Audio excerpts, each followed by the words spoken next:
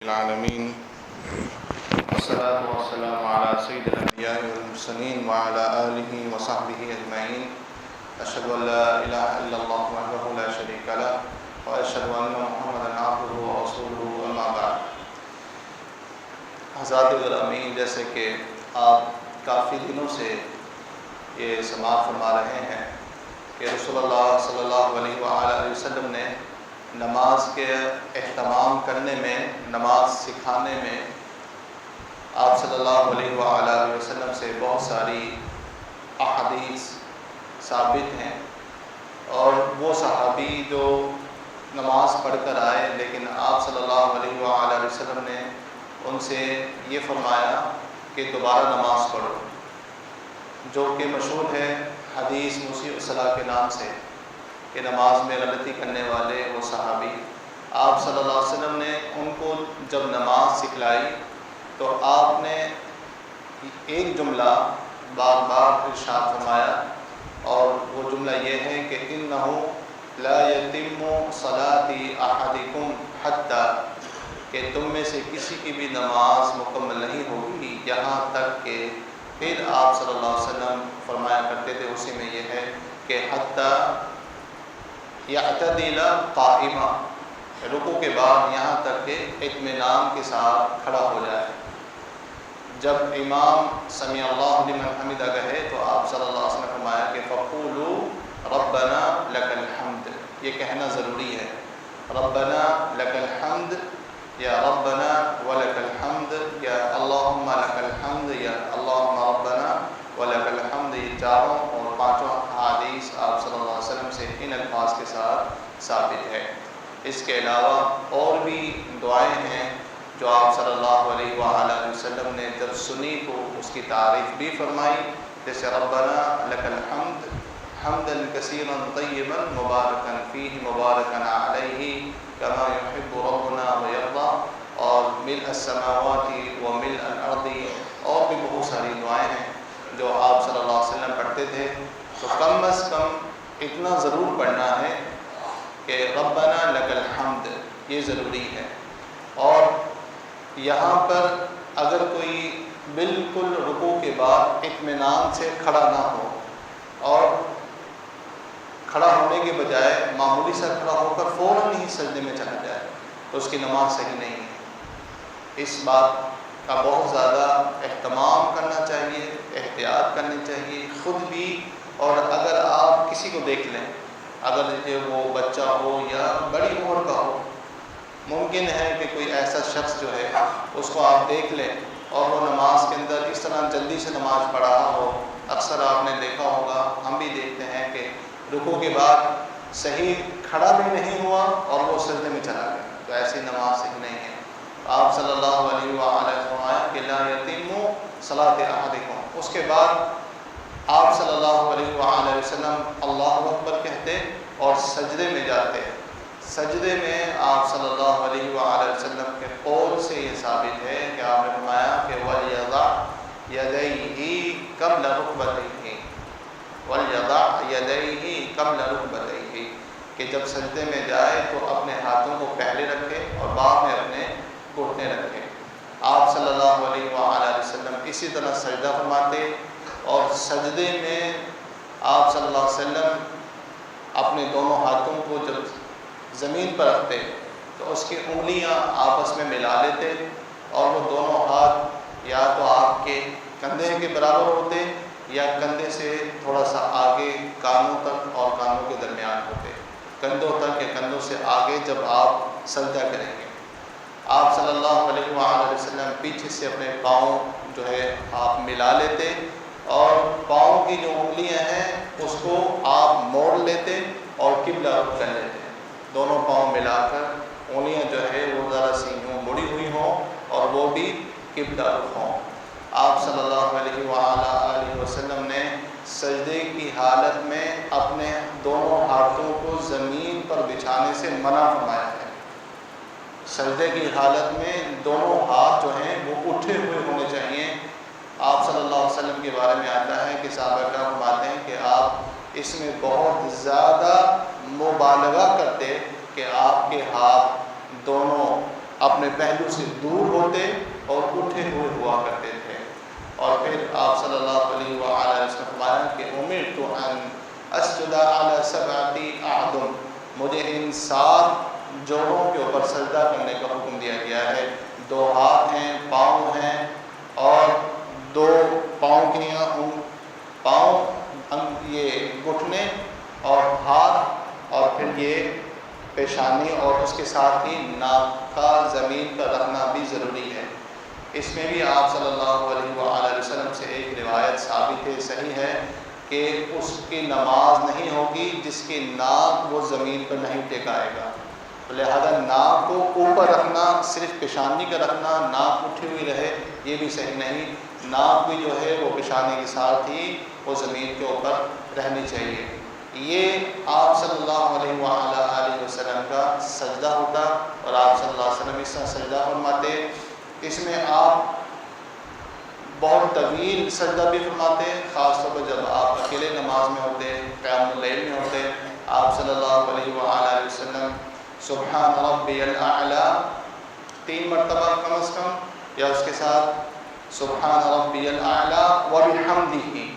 سبحان ربی الاعلی، جیسے رکوع میں سبحان ربی العظیم وبحمدہ کا لفظ بھی ہے، آپ یوں پڑھ لیں، اور سجدے میں سبحان ربی الاعلی وبحمدہ، یہ بھی لفظ صحیح ہے اور مسلم کے اندر یہ روایت ہے۔ اس کے علاوہ جو رکوع کی جو دعائیں ہیں وہ سجدے میں بھی ہیں،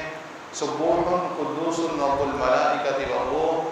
اس کے علاوہ سبحان ربی الاعلی کے علاوہ آپ کثرت کے ساتھ جو دعا سجدے میں اور رکوع میں پڑھتے تھے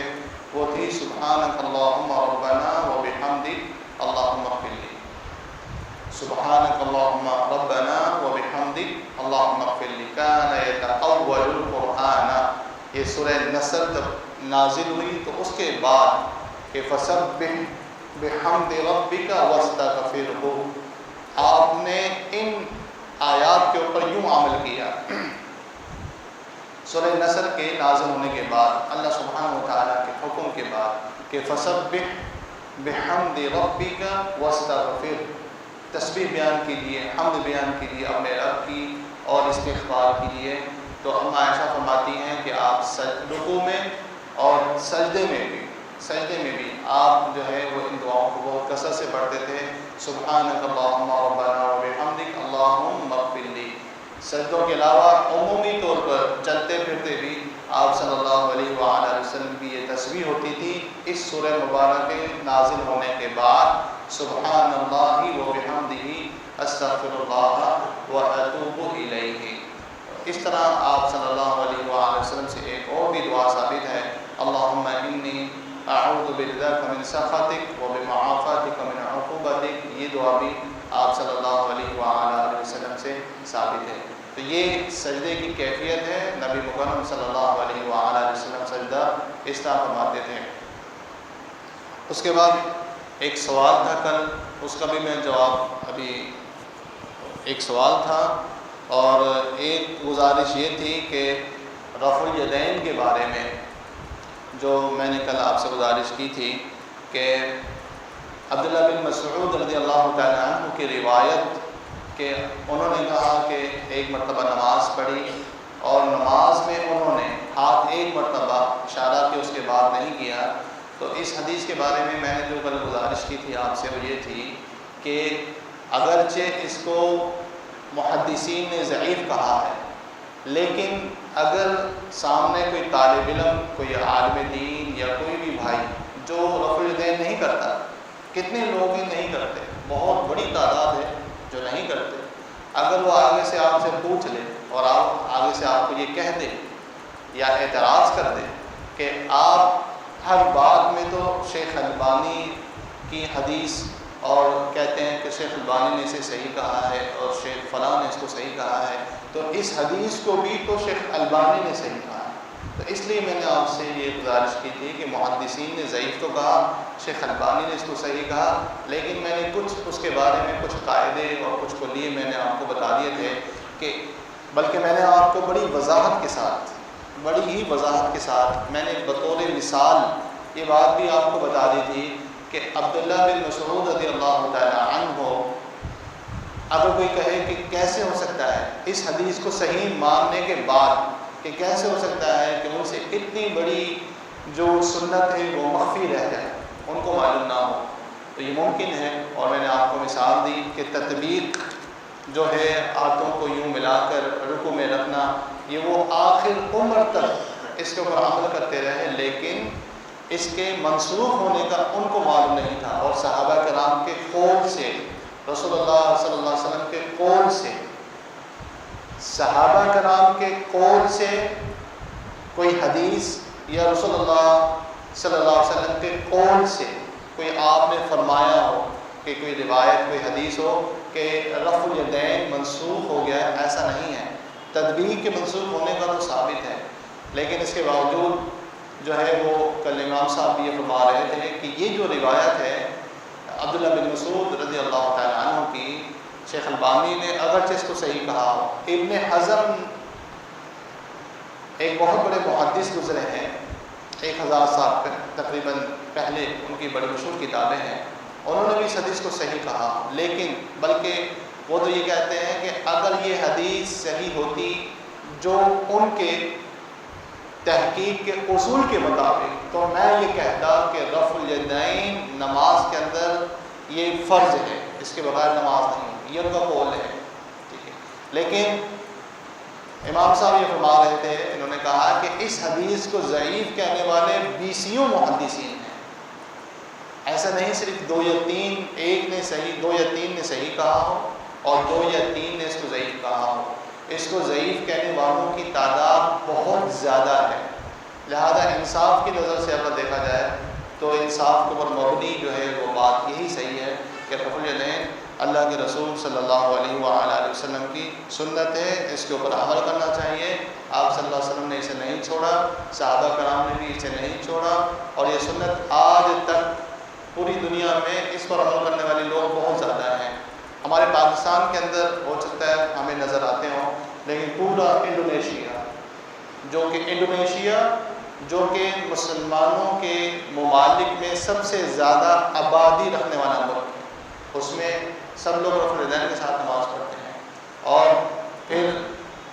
عرب کے اندر سب لوگ، عراق میں